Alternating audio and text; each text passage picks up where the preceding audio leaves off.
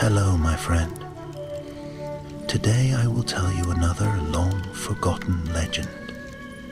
Close your eyes and let the magic transport you to Middle-earth. Our journey begins.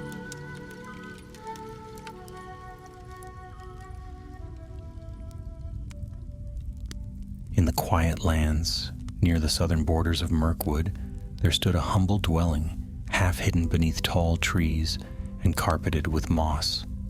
Birds filled its eaves with their nests, and badgers and hares found safe burrows close by. This was Rosgobel, home of Radagast the Brown, one of the lesser-known wizards of Middle-earth. Unlike his brethren who dealt with kings and councils, Radagast found his greatest joy in the company of animals, in the healing of wounds, and in the secret language of growing things. It was early spring, and the forest stirred with new life. Ferns uncurled their fronds, and a shimmer of green spread beneath the branches. Radagast busied himself with his garden, humming softly as thrushes sang. He crushed leaves into powders, set herbs to dry, and kept watch for the first signs of feverfew and kingsfoil, which were his most faithful companions in healing. His world was small, but in that smallness lay peace. Yet not all was well in the wild. Dark tales had begun to drift from the deeper woods. Strange creatures stirred under the shadows of Dol Guldur, and hunters whispered of giant spiders moving westward. Even the birds, who usually brought him cheerful tidings, had grown wary. Their wings beat faster when they flew from the south, and their songs were edged with unease. It was on such a morning that a desperate knock sounded at Radagast's door. He opened it to find a woodman standing there, his clothes torn by brambles and his face lined with weariness. The man leaned heavily on a staff, as if every step had cost him dearly. "Master Radagast," he said, bowing his head, "forgive me for bursting upon your peace. My name is Hartwig of the Woodman. I have walked far to beg your aid." Radagast, ever gentle, drew him inside at once. "Speak, friend. No soul comes to my door without reason." He set the man at his table and gave him water and bread, for it was clear he had traveled long without rest. When Hartwig had eaten, he spoke again, his voice rough with worry. "It is my daughter, little Ellen. She was bitten 3 nights past, deep in the forest. We had gone to gather firewood, but from the shadows crept a vile thing black as pitch, with eyes like coals. Before I could strike it down, it sank its fangs into her leg. I carried her home, and though we bound the wound and tried every herb we knew, her flesh darkens and her breath weakens. She fades before my eyes, and I fear she will not last another week." Radagast frowned, his brow furrowing beneath his tangled hair. "A spider's bite, perhaps, but not of the kind I know well. Tell me, what shape had this creature?" Hartwig shuddered. It was no ordinary spider. Its body was swollen, its limbs crooked and long. The very air chilled as it drew near. I swear it came from the darkest depths, sent forth by the shadow that haunts Dol Guldur. The wizard rose at once, pacing the room. He had heard of such spawn, kin to the monstrous Shelob of the Efelduath. Their venom was not like common poison. It gnawed at the very spirit, not only the flesh. Ordinary remedies would fail. "There is but one hope," Radagast said gravely. "A plant known as the fern blossom. It is no common fern, but a secret bloom that opens once in 100 years. Its petals shine pale as moonlight, and its draught cleanses even the darkest venom.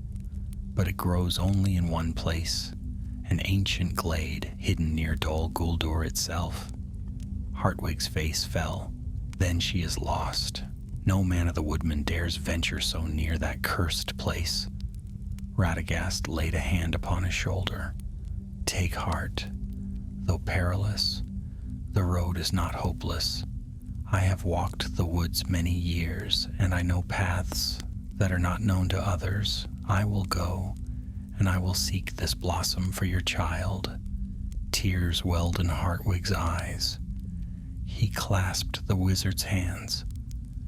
"Bless you, Master Radagast. I would go myself, but my strength is spent, and I would surely fail. If you succeed, Ellen shall live. If not, then at least I will know that no greater hope was left untried." Radagast promised him gently, then made ready. He gathered a staff of oak, a pouch of herbs, and a cloak of brown feathers, which had been gifted to him by the birds long ago. With a whistle, he summoned his friends from the trees: sparrows, thrushes, and a great tawny owl. They circled about him, awaiting his command. "Keep watch over this house," he told them, "and comfort the man and his daughter until I return."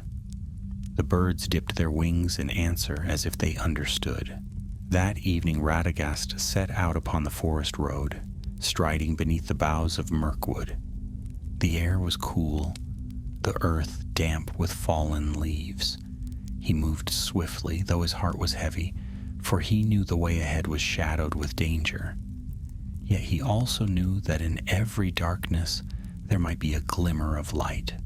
So began Radagast's journey into the heart of peril toward Dol Guldur, and the rare blossom that might yet save a child's life.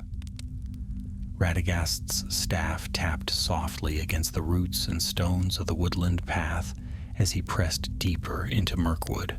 The great forest stretched endlessly around him, vast and tangled, with branches so thick that only threads of moonlight trickled through. The deeper he walked, the less it felt like a place of green life, and more like a shadowy maze.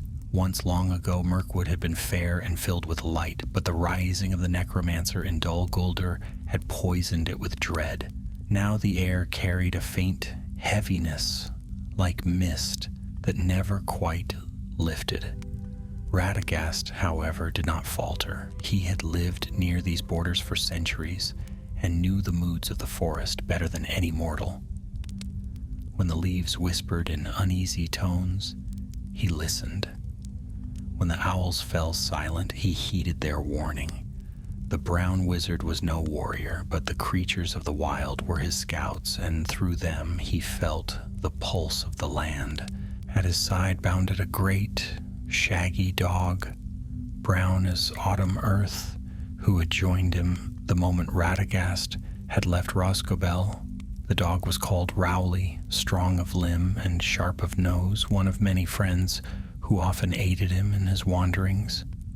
Rowley sniffed the path ahead, growled low in his throat, then padded onward.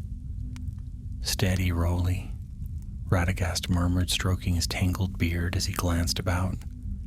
"The night is deep, but it has no teeth if we tread carefully." He pressed on, yet in his heart he knew the danger was real. Somewhere ahead, under the poisoned boughs, lay Dol Guldur, the hill of sorcery, where the necromancer brooded. Radagast had not dared approach it for many years, though he had felt its menace growing stronger season by season. That the fern blossom grew so near such a place seemed no accident. Light and shadow were forever bound together. In the very heart of evil often lay the seeds of hope. The path narrowed, and soon Radagast found himself hemmed in by towering thickets of bramble. Their thorns snagged at his cloak, and their roots curled like black claws across the soil. As he worked his staff to push them aside, he heard a sound, thin, sharp, and skittering. Rowley's ears pricked up, and his growl deepened. From the branches overhead dropped a strand of silk, thick as cord, glistening in the moonlight.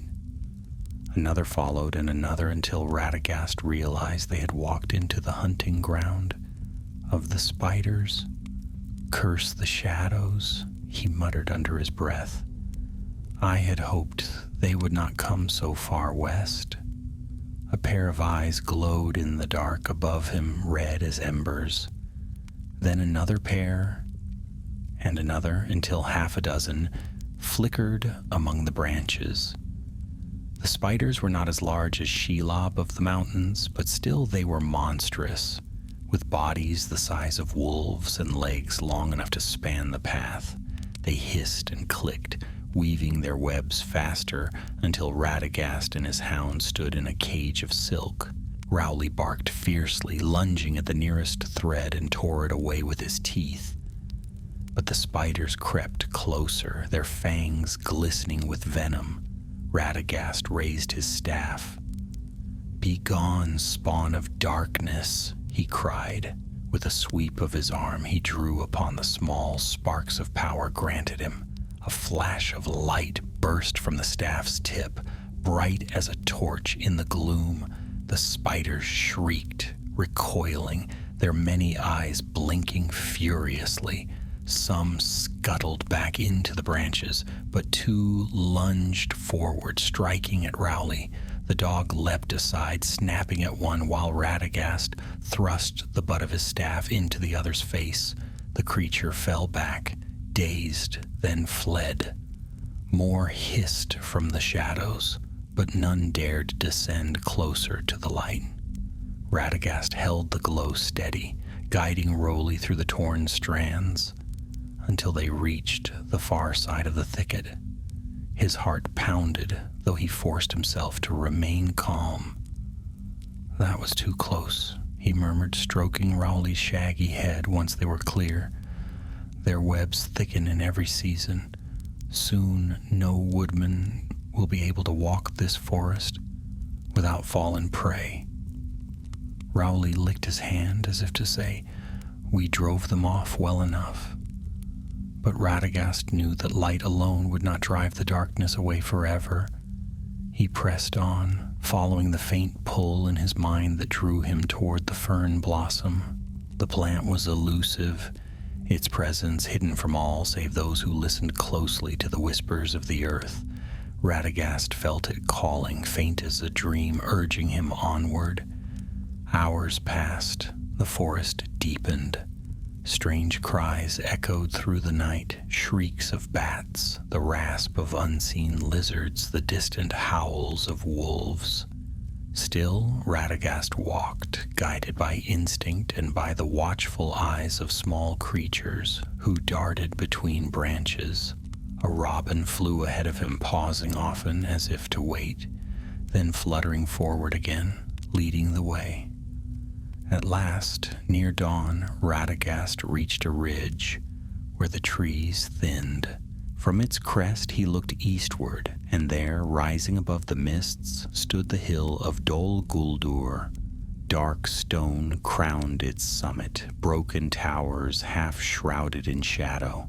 No smoke rose, no banners flew, but a brooding weight seemed to hang over it, as if the very air bent beneath unseen malice.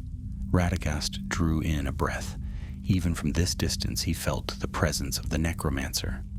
A cold touch, like fingers of iron, brushed against his spirit, warning him away.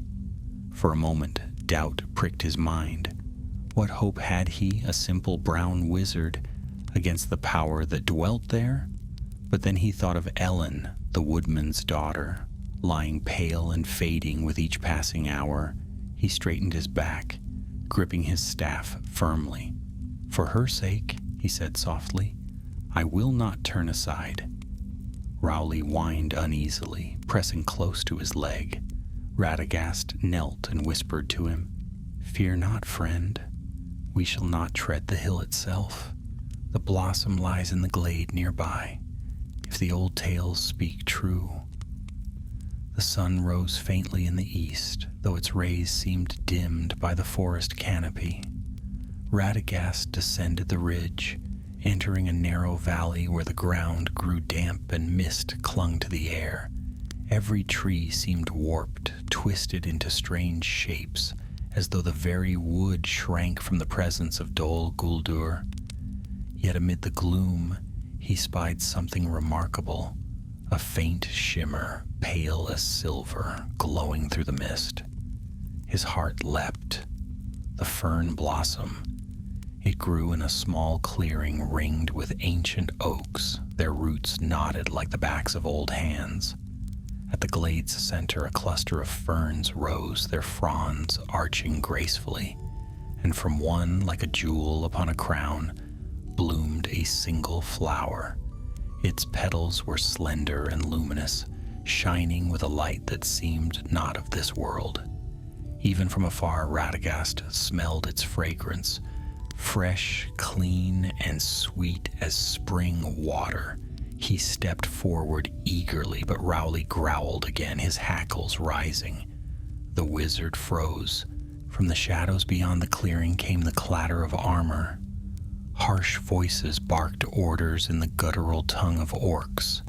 Shapes moved through the trees. Half a dozen, maybe more, armed with crooked blades and bows. Scouts of Dol Guldur. They had seen the blossom as well and were moving to seize it. Radagast's heart sank. The flower lay within reach, but so too did the servants of the necromancer. The race for the fern blossom had truly begun. Radagast ducked low behind the gnarled roots of an oak as the orcs entered the glade. They were a foul company clad in patchwork armor, their faces twisted with cruelty and greed. Their leader, a broad-shouldered brute with a jagged helm, raised a clawed hand and growled an order. "Fan out, search it." The master spoke of a light in these woods, and there it is. He pointed toward the shining fern blossom, his red eyes narrowing with hunger. Radagast's heart thudded in his chest. He had faced many dangers in Mirkwood before, spiders, wolves, and even trolls, but orcs were not so easily turned aside. They served the necromancer, and through them his will pressed heavily upon the forest. To cross them now, so close to Dol Guldur, was perilous indeed. Rowley, crouched beside him, rumbled low in his throat. The dog's keen nose twitched, catching the stench of the orcs. Radagast laid a calming hand upon his fur. "Quiet, my friend," he whispered. "We must be as shadows ourselves if we are to prevail." The orcs spread through the clearing, trampling the undergrowth. Two knelt beside the fern blossom, reaching toward its petals. The light of the bloom glimmered on their filthy fingers, and for a moment even they seemed awed. But then they snarled and laughed harshly. "Take it," barked the leader. "The master will reward us well." Radagast knew he could not let them succeed. If the fern blossom were torn and defiled by their hands, its power might be lost forever. Yet he could not meet them head-on. His strength was not in battle, but in guile and in the friendship of the wild. He pressed his hand to the earth and whispered words in the old tongue, a prayer of calling. At once the ground stirred. A host of rabbits darted from their burrows, weaving between the orcs' legs. Birds swooped down from the canopy, pecking and flapping their wings in a frenzy. The orcs cursed, striking out with their blades. But the sudden chaos left them stumbling and confused. Radagast seized the moment. He rose from hiding, staff raised high. "Back to the shadows," he cried, and light blazed from the tip, white and fierce. The glow startled the orcs, blinding them for an instant. Rowley sprang forward with a savage bark, leaping at one and driving him to the ground. The orc leader roared in rage. "A wizard! Slay him!" Arrows hissed through the air. Radagast swept his staff in a wide arc, and a gust of wind bent the shafts aside. He darted into the clearing, heart pounding, and reached the fern blossom. The flower shimmered beneath his fingers, delicate yet unyielding, as though it were made of light and leaf together. Carefully, reverently, he plucked it, wrapping it in a fold of clean cloth. But the orcs were not so easily defeated. One lunged with a curved blade, and Radagast barely twisted aside. The steel grazed his sleeve, tearing the fabric. Rowley leapt upon the attacker, his jaws clamping onto the orc's arm. The creature shrieked and thrashed, trying to shake the dog loose. Another orc drew close, its spear leveled at the wizard's chest. Radagast had no time to call upon great power. Instead, he thrust his staff forward like a quarterstaff, striking the spear aside and knocking the orc sprawling. Yet the leader pressed on, towering above the others, his jagged helm gleaming in the pale light. He swung a heavy axe, and Radagast barely raised his staff in time to block. The blow jarred his arms, sending pain shooting through them. He staggered back, the cloth-wrapped blossom clutched tightly in his hand. The orc laughed, a sound harsh and cruel. "You think your tricks will save you, brown fool? You meddle where you should not." Radagast set his feet, summoning what courage he could. "This forest is not yours nor your master's. It has a voice of its own, and it does not welcome you." The leader sneered and lifted his axe again. But before the stroke could fall, the ground itself seemed to tremble. A deep groan shuddered through the roots of the trees, and from the shadows rose a shape vast and strange. It was an Ent, though smaller than the shepherds of Fangorn, still towering above man and orc alike. His bark-like skin was dark with age, and moss hung from his shoulders like a cloak. He had dwelt in the outer reaches of Mirkwood, silent and forgotten by most, but Radagast's call had stirred him. "Leave the woods." The Ent rumbled, his voice like grinding stone. The orcs froze, their bravado melting into fear. "An Ent!" one shrieked. "Run, you fools!" The great being swung one massive arm, sending two orcs flying like leaves in the wind. The others fled into the trees, howling in terror. The leader hesitated a heartbeat longer, glaring hatefully at Radagast, but when the Ent stepped forward again, he too turned and vanished into the shadows. Silence fell upon the clearing, broken only by the rustling of leaves. Radagast leaned heavily on his staff, breathing hard. Rowley padded to his side, panting but unhurt. The Ent gazed down at them, his deep eyes solemn. "Strange, it is," the Ent said slowly, "that orcs hunt flowers. Stranger still, that a wizard braves such paths." Radagast bowed his head respectfully. "I thank you, friend, for your timely aid. I seek no quarrel, only this blossom. A child's life depends upon it." The Ent studied him for a long moment, then inclined his head with a creak of ancient wood. "Go then, but beware. The shadow deepens." With that, he turned and faded into the forest, his vast form soon lost among the trees. Radagast looked down at the cloth in his hands, feeling the faint warmth of the fern blossom through the fabric. Relief washed over him. He had the cure at last, but the peril was far from over. Dol Guldur loomed still, and the orcs would not forget this encounter. "Come, Rowley," he said softly. "We have what we came for. Now we must hurry home before the shadow finds us again." And so, with the dawn rising faintly behind him, Radagast began his journey back through the haunted forest, carrying with him the hope of a child's life and the knowledge that the darkness in Mirkwood was spreading faster than ever before.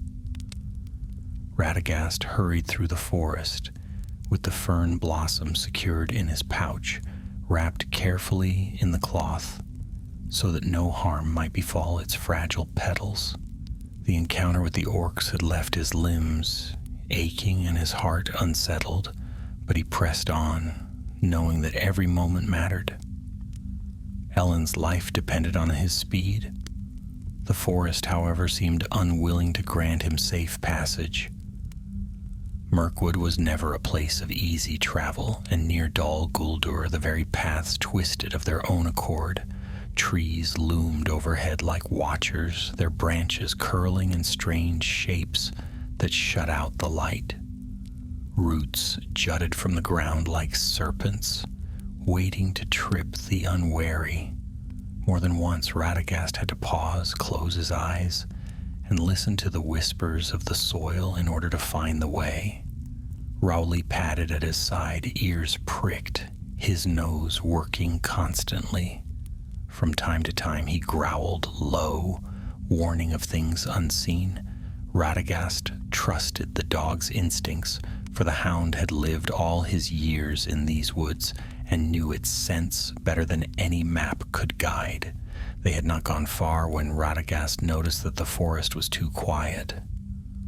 The robins and sparrows that had guided him earlier were gone, their songs silenced. Even the buzzing of insects had faded, replaced by a heavy stillness that pressed upon his ears. Rowley halted, his body tense, fur bristling, his gaze fixed upon a thicket up ahead. Radagast raised his staff, the faint glow at its tip, casting a halo of light. He whispered, "What lurks there, I wonder?" The answer came swiftly. From the shadows stepped not one but 3 orcs, the very same that had fled the glade. Their armor was battered, their faces smeared with grime, but their eyes gleamed with hatred. "Well, well," snarled the leader, the one with the jagged helm. "The brown fool thought to rob us, but the master will not be cheated so easily." Radagast stiffened. He had hoped they would scatter and not return, but clearly their malice ran deeper, and if 3 had followed, how many more might be prowling close by? Rowley growled, lips drawn back to show his teeth. "You'll not have this flower," Radagast said firmly, though his heart pounded. "Not while I still draw breath." The orcs laughed cruelly. "Then you'll not draw breath for long." They rushed him, blades flashing. Radagast swung his staff, catching one across the shoulder and sending him sprawling. Another lunged at Rowley, but the dog leapt aside and clamped down on the orc's leg, tearing through cloth and flesh. The creature howled, trying to shake him off. The leader, however, came straight for Radagast. His axe whistled through the air, striking against the wizard's staff with a jarring clang. Radagast staggered back, gripping the weapon with both hands. He could not win this fight by strength. He closed his eyes, murmuring words in the old speech of the earth, and thrust the butt of his staff into the ground. At once, roots surged upward, coiling around the orc's legs. The creature bellowed, hacking at them with his axe, but more tendrils wrapped tighter until he fell heavily to the earth. The others, seeing their leader ensnared, faltered.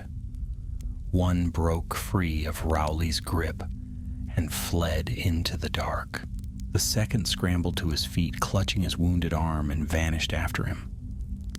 Radagast knelt, panting, his strength nearly spent. He loosened the root's hold just enough to keep the leader bound. The orc spat at him, hatred burning in his eyes. "You think you've won, wizard? The master knows of you now. He watches. You cannot hide." Radagast's stomach tightened. He'd feared as much. Dol Guldur's shadow was long, and by opposing the orcs, he had surely drawn its gaze. "Perhaps," he said quietly, "but this forest is not yet yours, nor your master's. Remember that." With a final word, he sent the roots tightening once more, and the orc fell silent, trapped, and powerless. Radagast rose, staff trembling in his grip, and turned back to Rowley. The dog wagged his tail, though his muzzle was bloodied. "Well done, brave one," Radagast murmured, scratching behind his ears. "Come. We cannot linger. The sooner we reach home, the safer the blossom will be." They pressed on through the forest, but the way grew harder with every step. The trees closed in more tightly, and an unnatural fog crept along the ground. It was no simple mist, but a shadow-born haze that dulled the senses and bent the paths. Radagast found himself walking in circles more than once, though he knew he had not turned. He stopped, frowning. A glamour. The necromancer's power reaches even here. Rowley whined uneasily.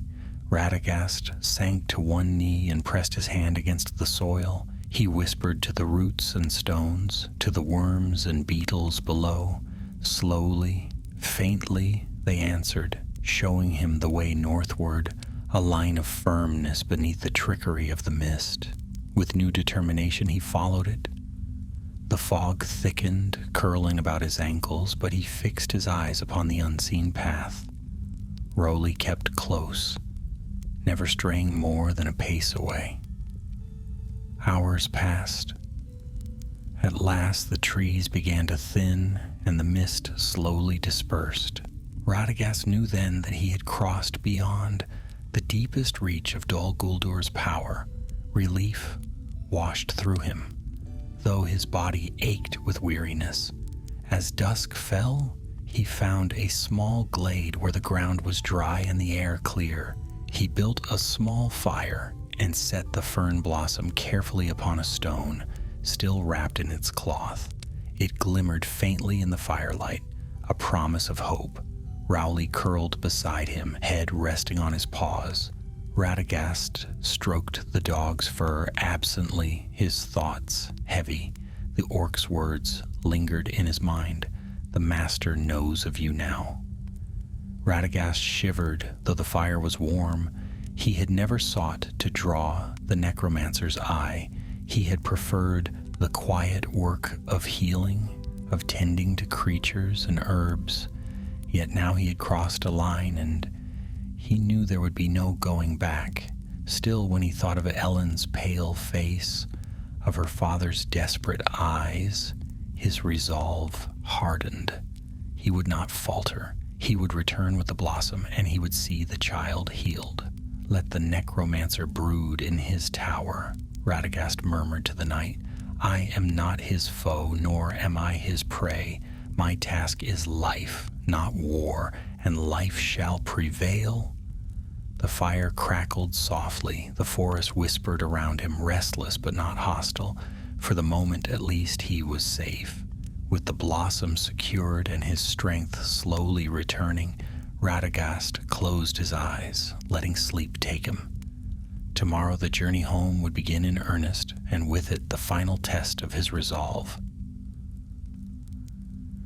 Morning came slowly to the forest. The first beams of sunlight pierced through the canopy, weak and pale, like golden thread struggling against a heavy curtain of leaves. Radagast stirred from his slumber beside the embers of his fire, stiff and sore, but grateful for the light. Rowley raised his head, ears twitching, then rose to shake the night's dampness from his fur. "Up, my friend," Radagast murmured, brushing moss from his cloak. "We must not delay. Each hour is precious." The fern blossom still glowed faintly in its cloth wrapping, its silver sheen untouched by the smoke and soot of the night. Radagast checked it carefully, then tucked it back into the safety of his pouch. They set off northward. Though he had passed beyond Dol Guldur's deepest shadow, the road remained treacherous.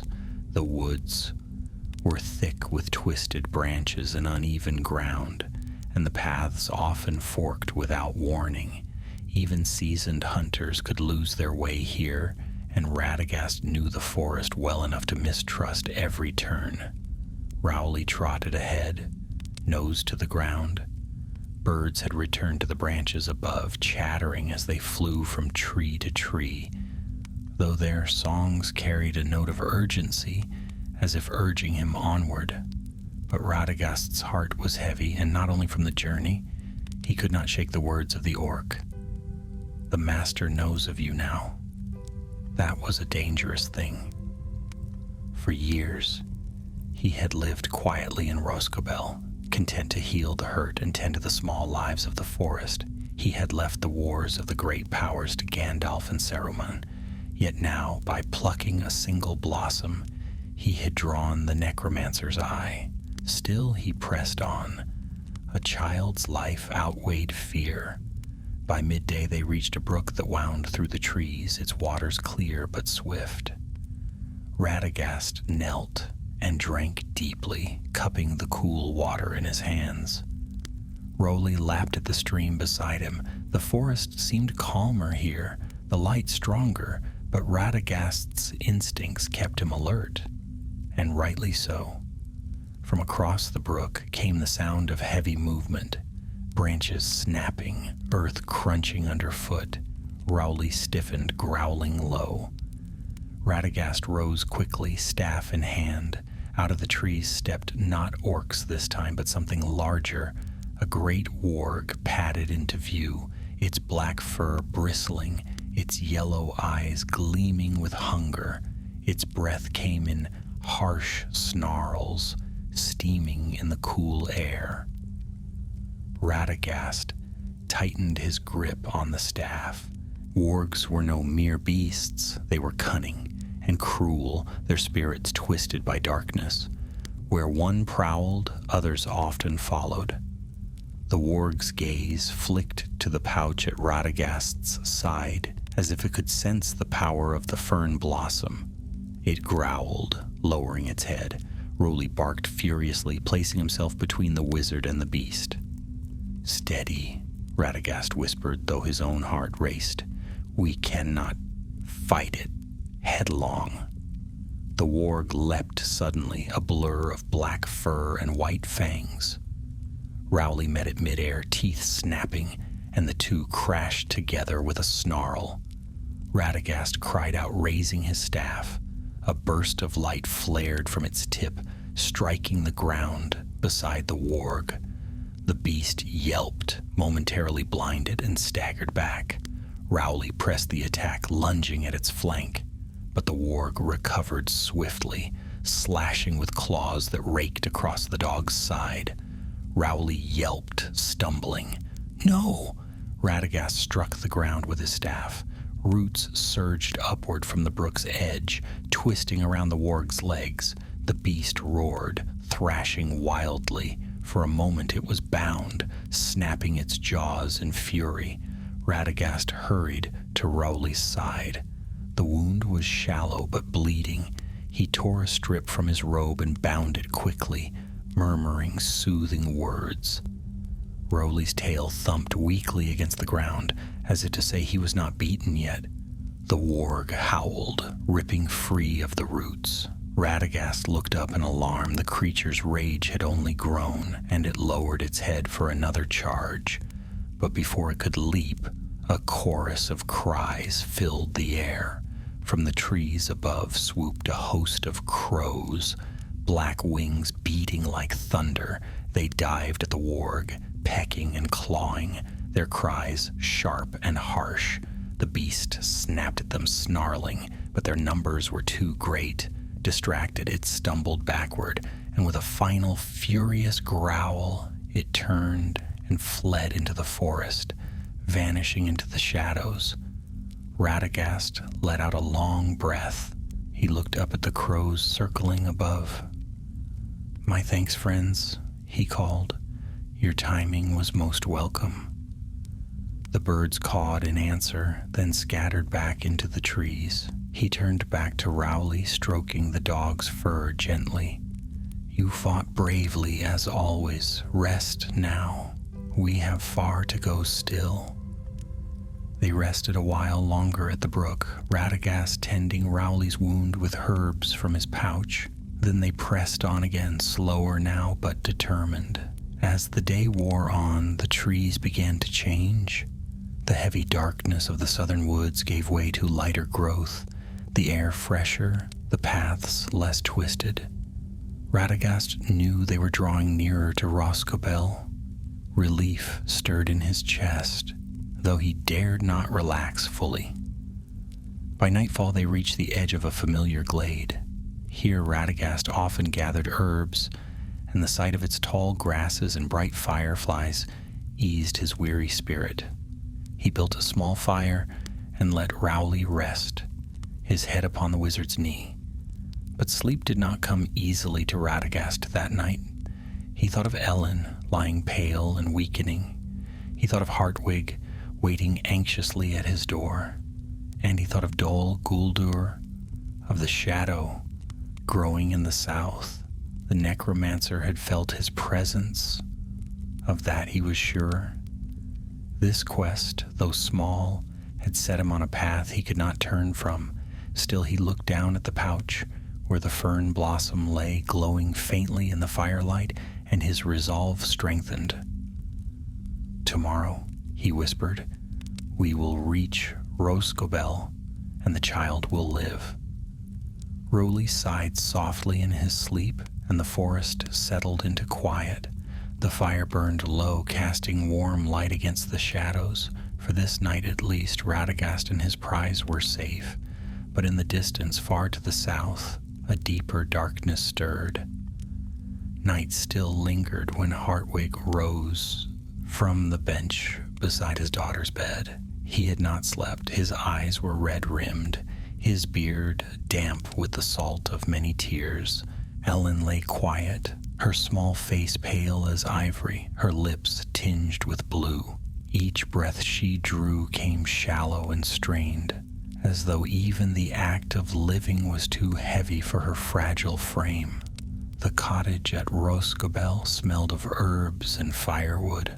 Radagast had prepared poultices and draughts before setting out, and Hartwig had tended to his daughter as best he could. Yet none of it had slowed the venom. The black mark on her leg had spread, climbing toward her thigh, and her fever rose higher with each hour. Outside birds chirped faintly in the first light of dawn. Hartwig clenched his fists, looking to the door as though willing it to open. The wizard had promised to return. But days had passed, and every hour without him was an eternity. A soft flutter sounded from the rafters. Hartwig glanced up to see a small owl perched there, its golden eyes fixed upon him. It gave a low hoot, as if to say, "He is coming. Hold on a little longer." Hartwig let out a long breath. "I pray you are right, little one, for I have nothing left to give her but hope." He dipped a cloth in cool water and laid it upon Ellen's brow. Her eyes flickered half open, unfocused, and a faint murmur escaped her lips. "Papa?" "I am here, Ellen," he whispered, taking her hand. "Rest, my little star. The wizard will come and all will be well." Her fingers curled weakly around his, then slipped into stillness once more. Hartwig bowed his head.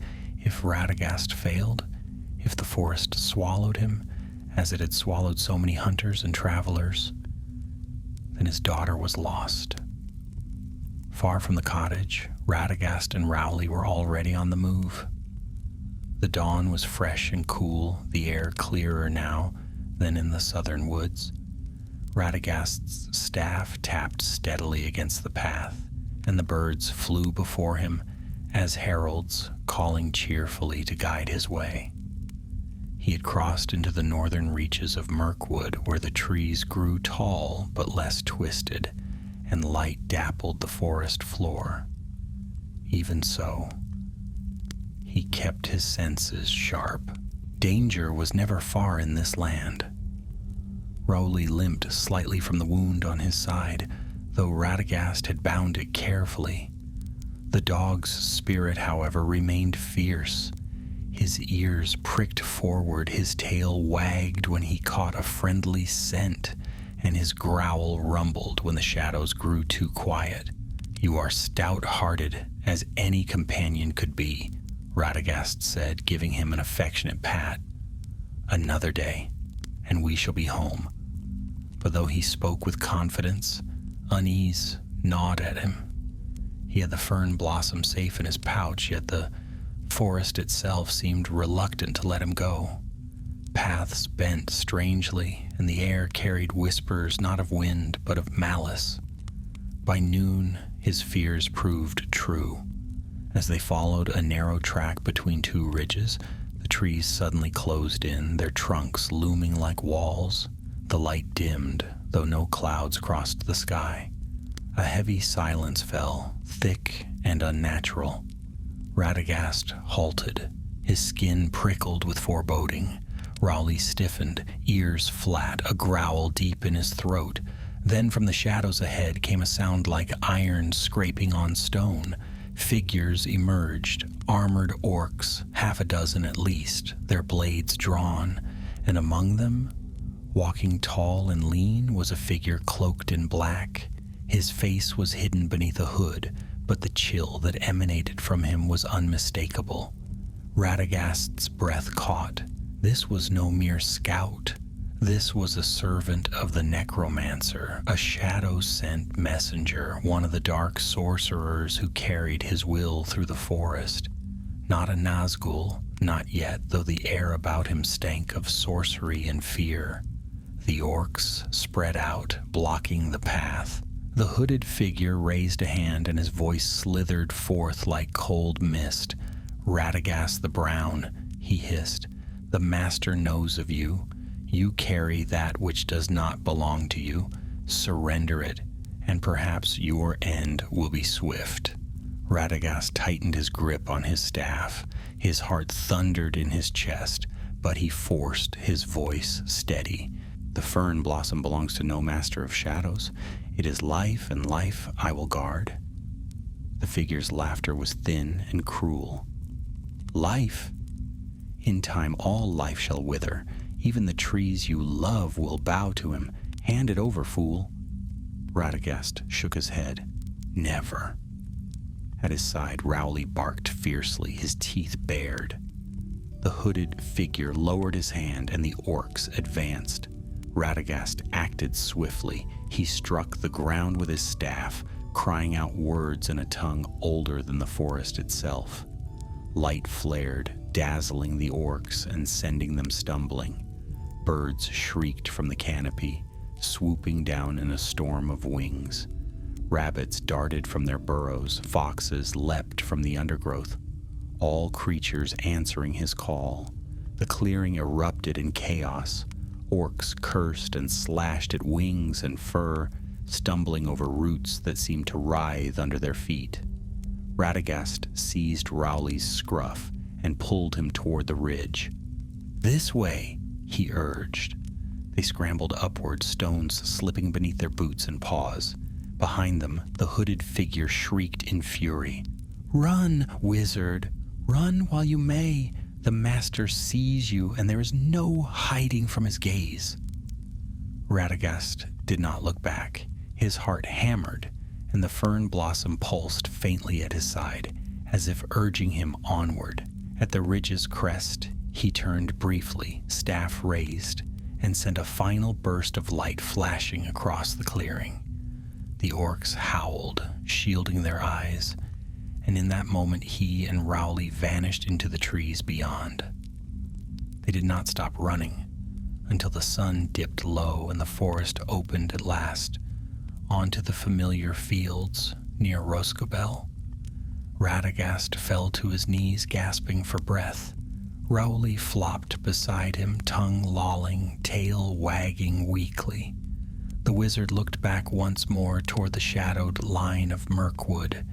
His pursuers had not followed, at least not yet, but the warning still rang in his ears. "The master sees you." He rose slowly, gripping his staff, and turned his eyes toward the little house where Hartwig and Ellen waited. The journey was nearly done. Now the true test awaited him, to see whether the fern blossom could indeed drive back the venom of the shadow. The sun had dipped low by the time Radagast reached the familiar path to his home. The fields near Roscobel were hushed in evening light, their grasses stirred by a gentle breeze. Birds trilled softly as though in welcome, and for the first time since leaving the glade of the fern blossom, Radagast felt the heavy weight of the shadow ease from his shoulders. Rowley limped at his side, still weary but determined. His ears pricked forward as he caught the scent of hearth smoke rising from the cottage. With a low bark, he bounded ahead, tail wagging despite the pain in his flank. Radagast smiled faintly and followed, though his own steps were slow. Every limb ached from days of toil and battle, and the journey had drained more of his strength than he wished to admit. Yet he pressed on, clutching his staff in one hand and the pouch at his belt in the other. At the door of the cottage stood Hartwig, his broad shoulders stooped with worry. The man had been pacing the threshold all day, unable to stay within, unable to wander far, waiting like a sentinel torn between despair and hope. When his eyes fell upon Radagast at last, he gave a cry that was half relief, half disbelief.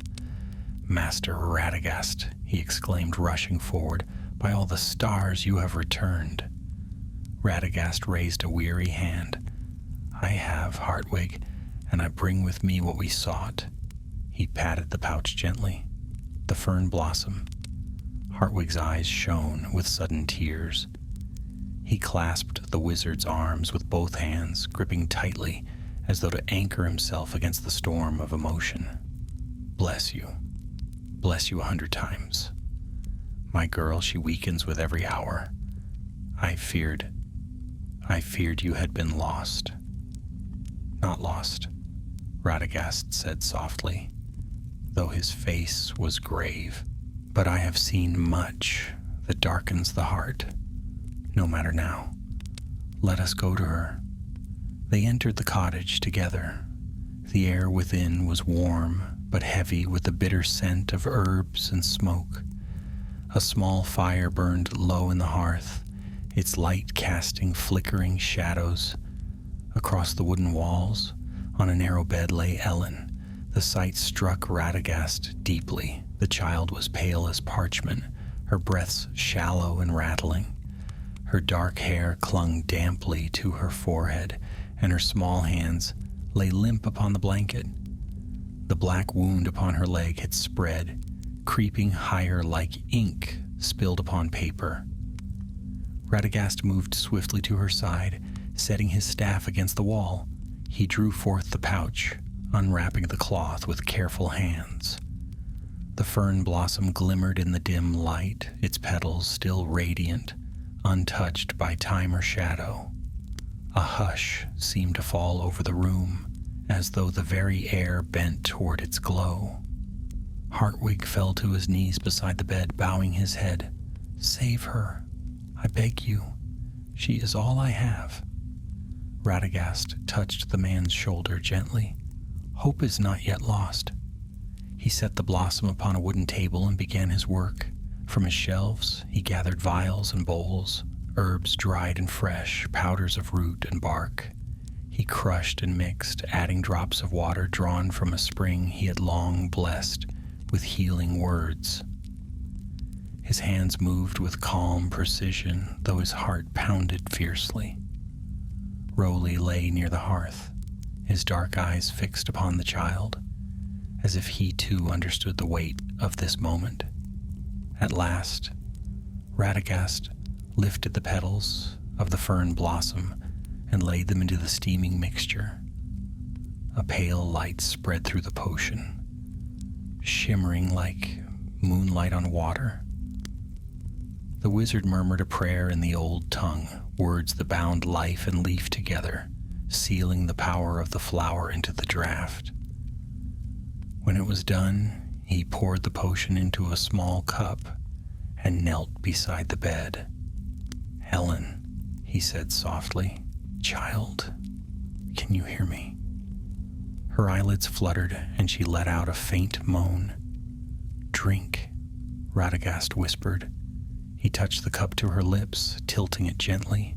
The liquid glided down her throat, luminous even as it passed. For a moment, nothing happened.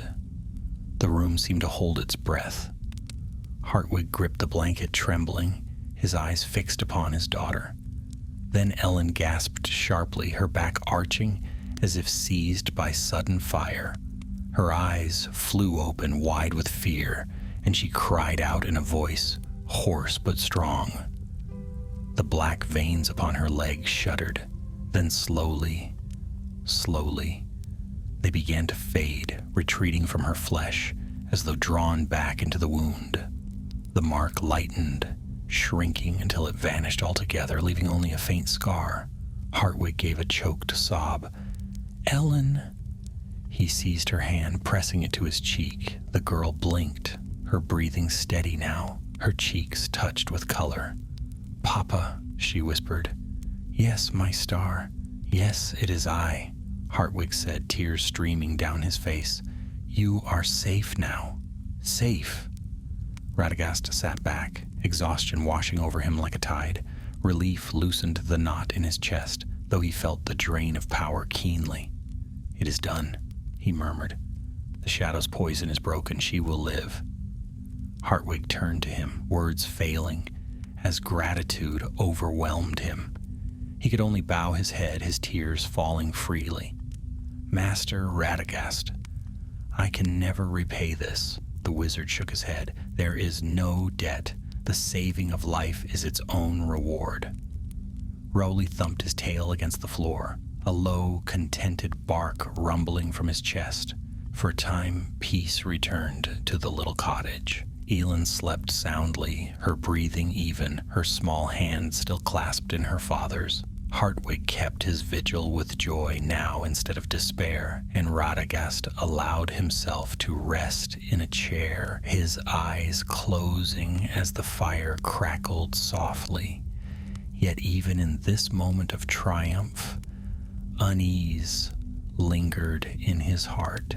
He remembered the hooded figure, the hissed words in the forest.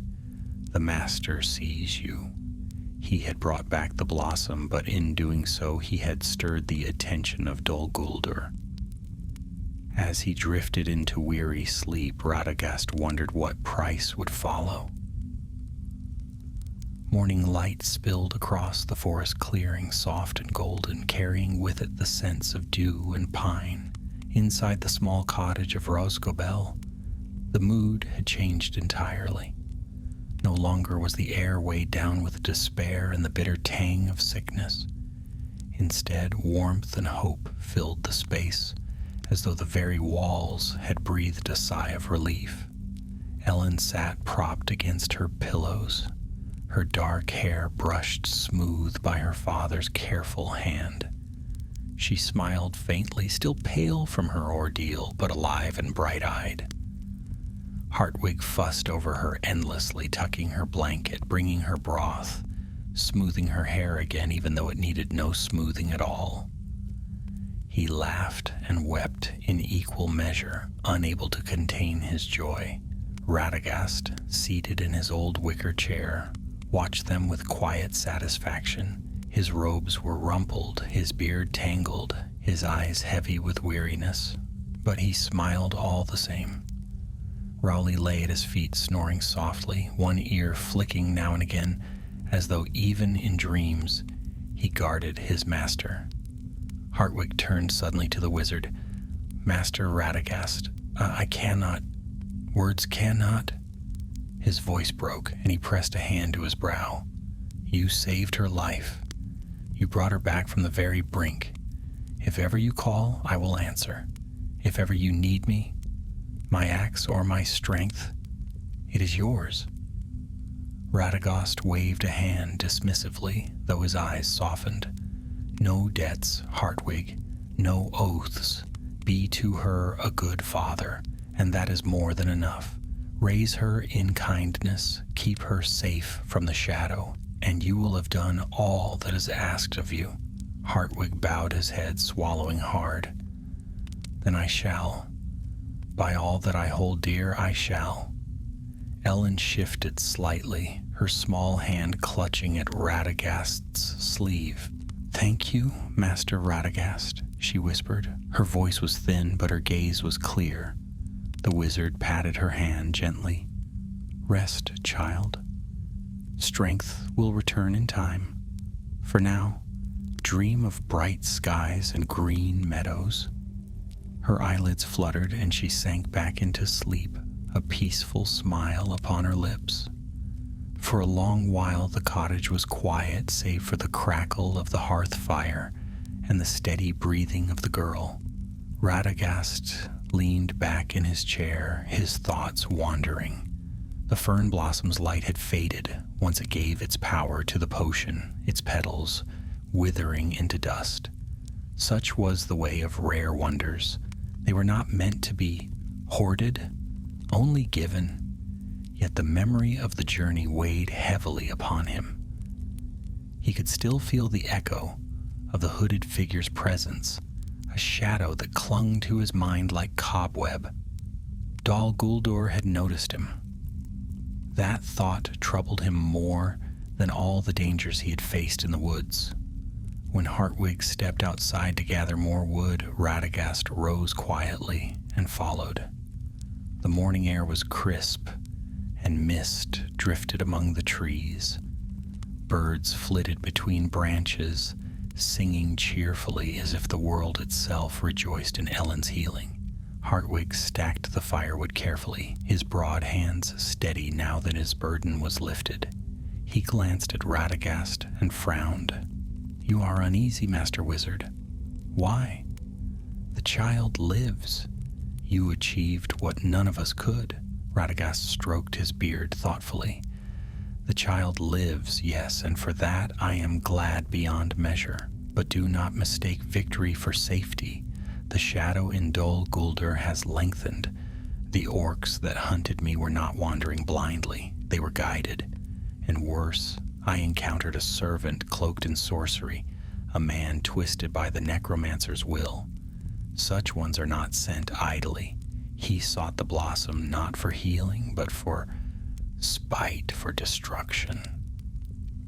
Hartwig's expression hardened. "Then the necromancer's reach grows nearer to us." "It does," Radagast said quietly. "And though we won this small battle, I fear I have drawn his gaze more keenly than ever. He will not forget me." Hartwig gripped the handle of his axe where it leaned against the wall.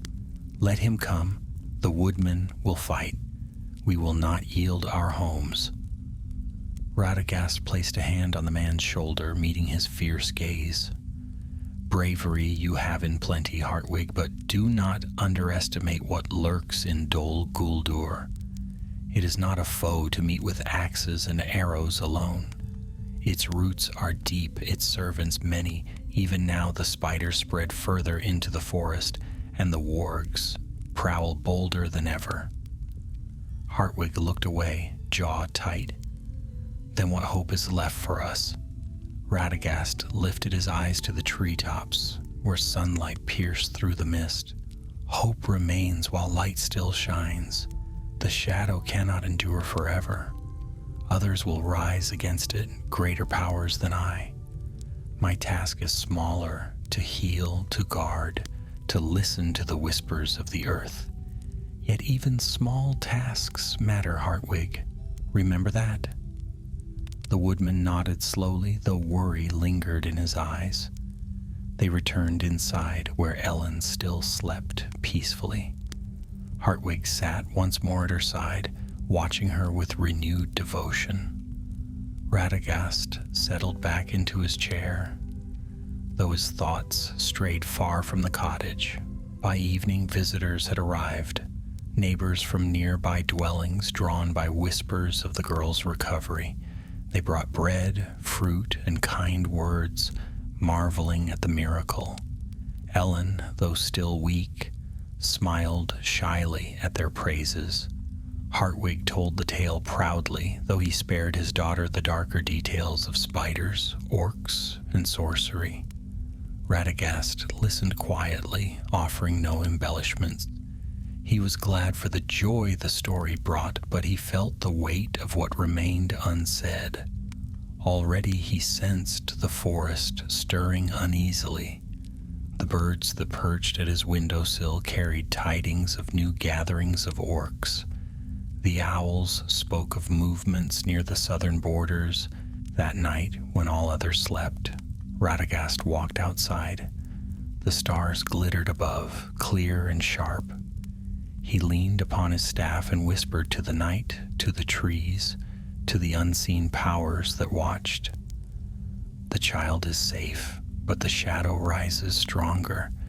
I am only one, and my strength is small. Yet I will not abandon these woods, nor the lives within them. Let the enemy know it. Though I am but Radagast the Brown, still I stand against him.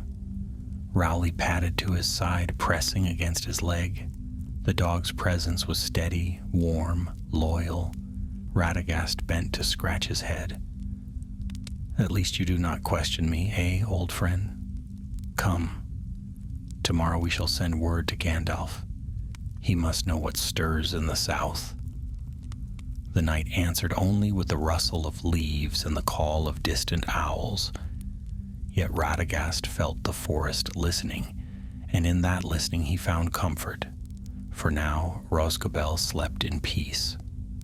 But beyond its borders the shadow of Dol Guldur thickened, and the tale of Radagast and the fern blossom was only the beginning of greater trials to come.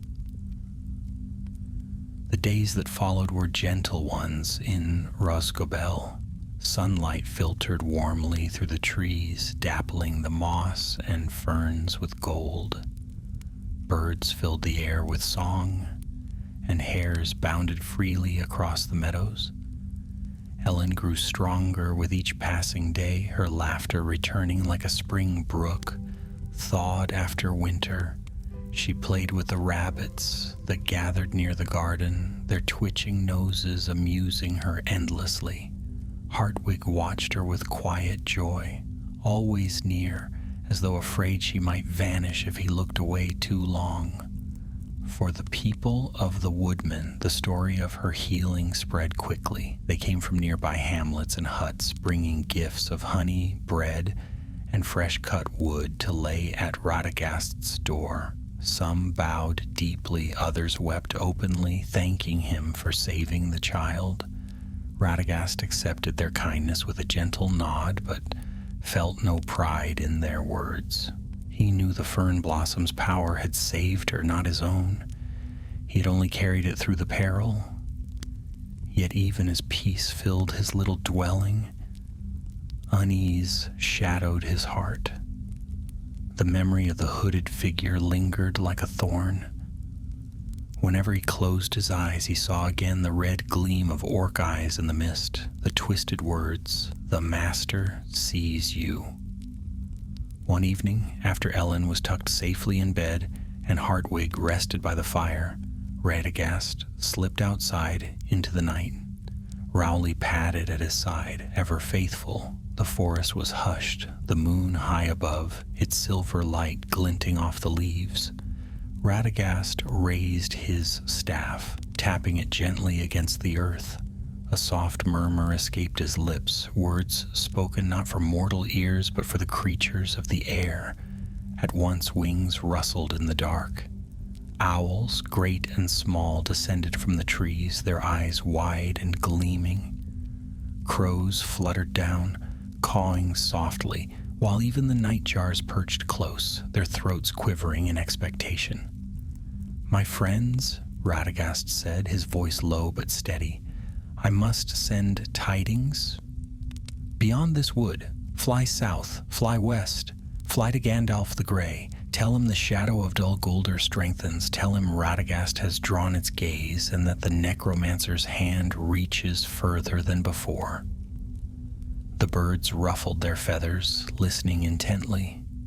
Radagast continued, his tone grave. "Tell him also of the fern blossom, that even in the heart of darkness hope blooms. Yet if the necromancer sought to claim it, Then he fears healing as much as he craves destruction. Gandalf must know this. The owls hooted in solemn answer. One by one, the birds took flight, scattering into the night sky like living sparks. They vanished into the distance, carrying Radagast's message on swift wings. When they were gone, Radagast stood silently beneath the trees, Rowley pressed against his leg, sensing the weight in his master's thoughts. Radagast sighed deeply. I fear this is only the beginning, my friend. If Gandalf comes, we may yet see clearer what lies ahead. But until then, we must keep watch. The following morning dawned bright, but the forest did not share in the cheer of the day. Radagast noticed it first in the silence of the sparrows, then in the uneasy shifting of the rabbits near the garden. Even the air seemed heavier, as though the trees themselves whispered warnings. Rowley growled from the doorway, his gaze fixed southward. Radagast followed his eyes. In the distance, beyond the green fields and the line of oaks, he thought he glimpsed a faint movement, shadows flitting where no shadows should be. He tightened his grip on his staff. Later, when Hartwig stepped outside to split firewood, Radagast joined him. Have you noticed it? The quiet in the woods? Hartwig paused, wiping sweat from his brow. Aye. The birds fly lower, and the deer have gone from the meadows. The folks say they feel watched, even in their sleep. Do you think it's the necromancer's doing? Radagast nodded grimly. His malice stretches further with each season. He will not strike openly yet, but he tests the edges of the forest. He seeks weakness, and now, after our clash in the glade, he will not easily forget me. Hartwig's face darkened, though his eyes remained resolute.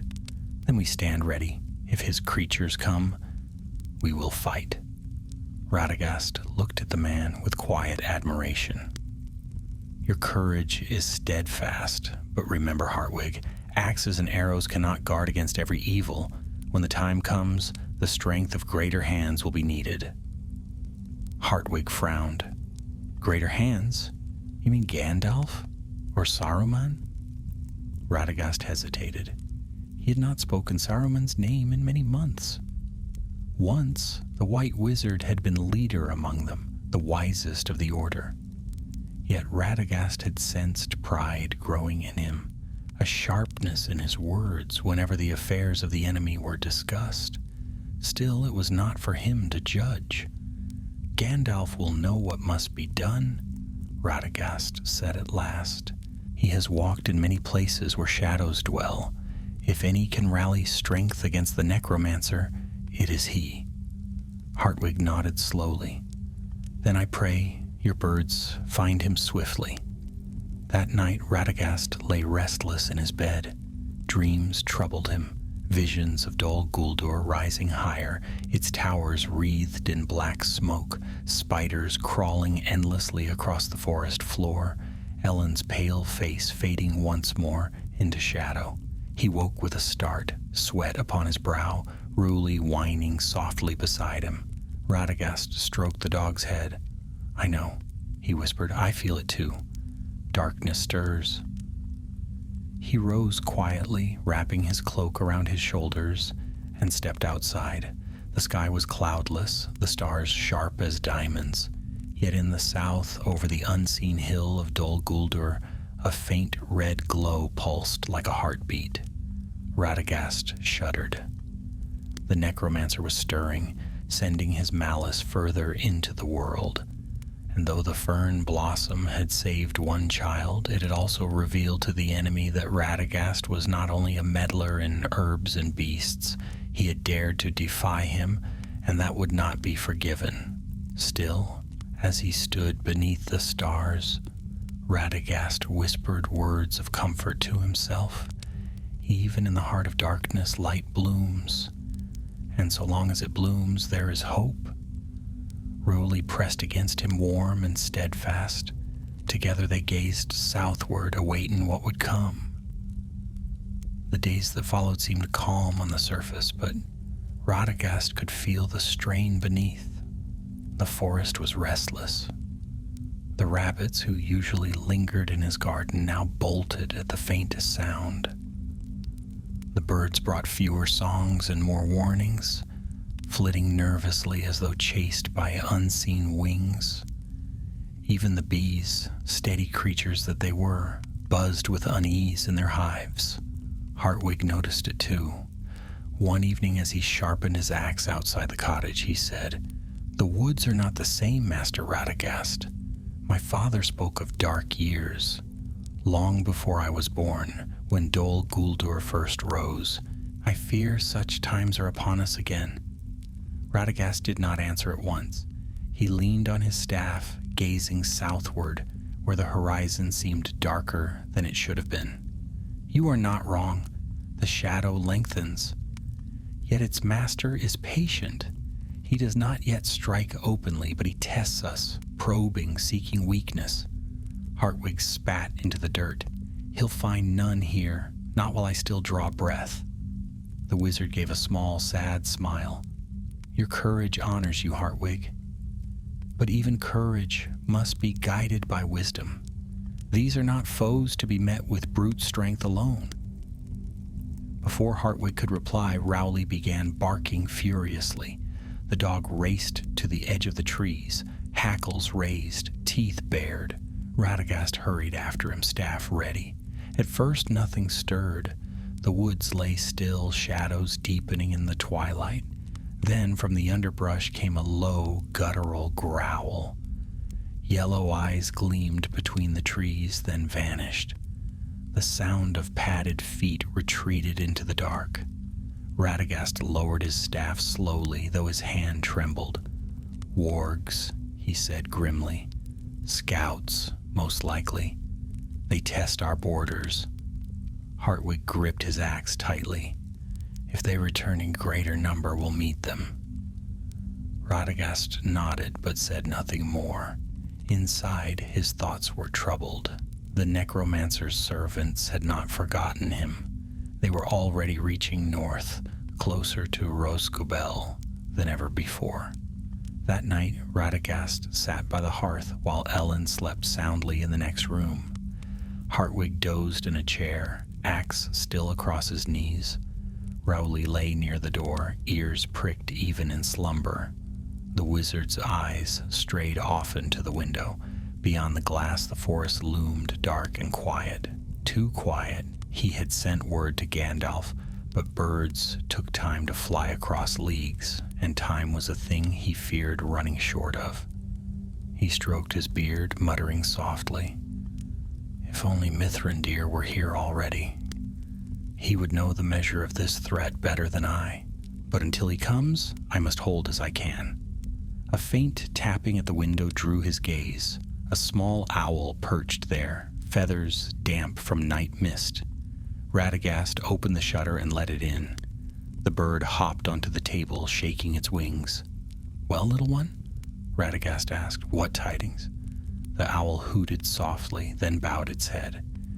In his mind, Radagast felt the faint impression of flight, long roads, distant hills, the glimmer of the Anduin, and at last a figure in gray, striding with staff in hand.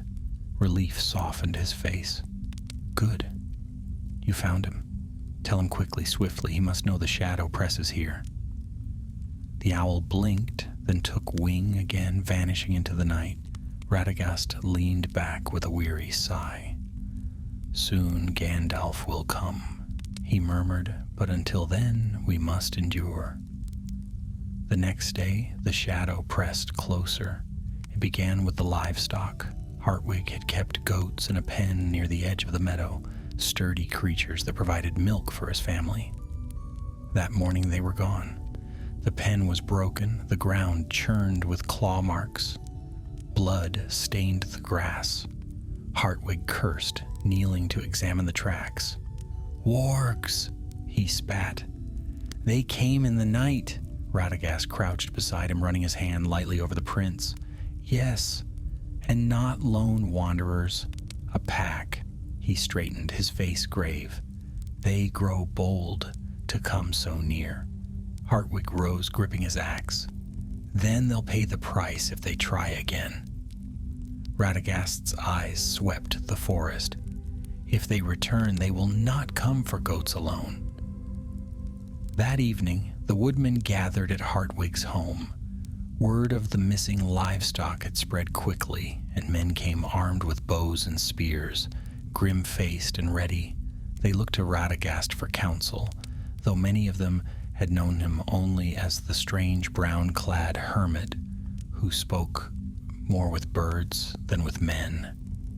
The beasts of Dol Guldur are at our borders, Radagast told them plainly. They will test you, harry you, weaken you before striking in strength. You must keep watch. Guard your children well and do not wander far. And you, Master Wizard? One of the men asked, a tall fellow with a scar across his cheek. Will you stand with us if they come? Radagast hesitated. He was no warrior. His gifts were of healing and of beasts, yet he could not turn away. I will do what I can. My strength is not great in battle, but the forest itself answers my call. With its help, we may yet hold them at bay. The men nodded grimly, accepting his words. They trusted action more than promises, and soon they dispersed to their homes, preparing their watch. That night, Radagast slept little. He walked often to the edge of the trees, Rowley padding silently beside him, scanning the darkness for any sign of movement. The forest answered his unease with whispers and rustlings, never still, never at rest. Near midnight, the howls began. Long, chilling cries echoed through the night, rising and falling as if mocking the silence of the woodmen. Goats bleated in fear, dogs barked frantically, and the men stirred with weapons in hand. Radagast stood at the threshold of the cottage, staff raised, eyes fixed southward. Rowley growled low, teeth bared. The howls drew nearer, circling, probing, but they did not attack. Not yet. They were testing, waiting, savoring the fear they spread. When dawn came, the cries faded, leaving only uneasy quiet in their wake. Hartwig approached Radagast, his face lined with worry. They toy with us. Yes, Radagast agreed softly. The shadow plays its game, but it cannot last. Sooner or later it will strike in earnest, and when it does, we must be ready. He looked to the sky, scanning for a flutter of wings. If Gandalf did not come soon, Roscabel would face the storm alone. The howls returned the next night, louder than before, echoing through the trees until even the stoutest woodmen felt their courage waver. Shadows shifted at the edges of the meadows, yellow eyes gleaming in the dark. Wargs, not one or two, but a pack, bold and hungry. Hartwig stood with his axe ready, his face grim. Other men gathered too, bows strung and spears raised. Fires had been lit around the cottages, their light flickering against the night. Women and children huddled inside, whispering prayers to whatever powers might hear. Radagast moved among them, staff in hand, cloak brushing the ground. Rowley padded at his side, growling softly. The wizard's presence steadied the men, though he himself felt the weight of dread pressing close. This was no ordinary raid. The necromancer's hand was in it. He could sense the malice guiding the beasts, testing him, drawing him into the open. From the shadows came a growl, then another. The men tensed. Then, with a sudden crash of branches, the wargs leapt into the clearing. Dark shapes hurtled forward, teeth bared, eyes blazing with unnatural fire. "Hold!" Radagast cried. His staff flared with light, casting the meadow in a silver glow. The wargs recoiled for a moment, snarling at the brilliance, but hunger and malice drove them on. Hartwig swung his axe, cleaving the first that lunged at him. An archer loosed an arrow, striking another in the chest. The beast collapsed with a yelp, but more poured in behind it. Rowley sprang at a warg twice his size, his jaws clamping onto its throat. The two rolled across the ground, snarling and snapping. Radagast struck the earth with his staff, calling in the old tongue. The roots beneath the meadow stirred, rising like snakes to entangle the beasts. One warg stumbled as a root coiled about its leg. Another was dragged down into the grass. But still they came, fangs flashing, claws tearing. A great black warg, larger than the rest, pushed through the pack. Its eyes glowed red, and its breath steamed like smoke. Radagast felt its will, dark, twisted, more than beast. This one was guided by the necromancer himself. The monstrous warg fixed its eyes on him and bounded forward. Radagast raised his staff, but the blow of its leap was too great. He was thrown backward, staff spinning from his grip. The beast loomed above him, jaws wide. "Master Radagast!" Hartwig roared, rushing to his aid. But another warg barred his path, snapping and slashing. Radagast struggled to rise, his heart hammering. He reached for his staff, fingers brushing its wood, but the beast's paw struck it aside. Its hot breath washed over him, fetid and vile. Then Rowley was there. With a desperate snarl, the faithful dog hurled himself at the black warg, clamping his jaws onto its shoulder. The beast howled in rage, twisting and bucking, trying to shake him off. Radagast seized the moment. Crawling forward, he grasped his staff once more. With all his strength, he struck the ground and cried out words of power. Light blazed brighter than fire, brighter than moon. The great black warg shrieked, stumbling back as the brilliance seared its eyes. Rowley dropped to the ground, bleeding but alive. The pack faltered. For a heartbeat, the meadow fell still, light driving back the dark. And then another voice rang out, deep, strong, commanding. "You shall not claim these woods tonight." All eyes turned. At the edge of the firelight strode a tall figure clad in gray, a staff in one hand, a sword gleaming in the other. His eyes flashed beneath his wide-brimmed hat, and his voice carried like thunder. "Gandalf!" Radagast gasped, relief flooding him. The gray wizard raised his staff, and fire burst forth, streaming across the meadow. The wargs howled, scattering, their courage broken. The black warg snarled once more, but when Gandalf's blade flashed in the firelight, it turned and fled into the night. The pack followed, vanishing into the shadows of the trees. Silence fell, broken only by the crackle of flames and the heavy breathing of men and beasts. Hartwig leaned on his axe, sweat dripping down his brow. "They're gone. For now." Radagast bent quickly to Rowley's side. The dog was wounded, his flank torn, but his tail thumped weakly against the ground when his master touched him.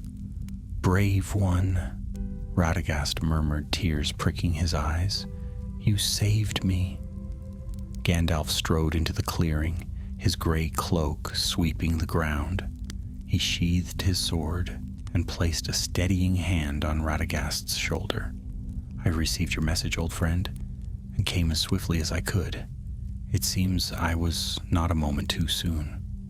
Radagast nodded, his voice low. "The necromancer has taken notice of me. His shadow stretches further than before. Even the fern blossom was not safe from his grasp." Gandalf's eyes darkened. "I feared as much. His power grows in Dol Guldur. He is testing his strength, seeking to spread his influence. But he has overreached this night, and we have thrown him back. Hartwig approached, his face grim but grateful. If not for you both, we would have been lost. My people owe you their lives. Gandalf gave a small nod but kept his gaze southward toward the dark line of trees. Do not think the danger ended. The shadow will return, and greater trials lie ahead. But for now, you are safe. Radagast looked toward his cottage, where Ellen still slept peacefully. The fern blossom had saved her, and though the shadow had risen in anger, she lived. That was enough for now. He turned back to Gandalf, his voice quiet but firm. I am not made for war, Gandalf. I am a healer, a friend of beasts and growing things. But if the shadow comes again, I will not abandon this land. Rosgobel will stand. Gandalf smiled faintly, though sorrow lingered in his eyes. That is all any of us can promise, Radagast, to stand in our place against the dark, and perhaps, when the time is right, to stand together. The fire crackled, the night wind stirring the leaves. For this moment, at least, the woods were safe. The wargs were driven back. The child was healed, and hope still bloomed, fragile but real, in the shadow of Dol Guldur. And so ended Radagast's journey for the fern blossom, a tale of danger and mercy, of beasts and wizards, of light blooming even in the darkest of places.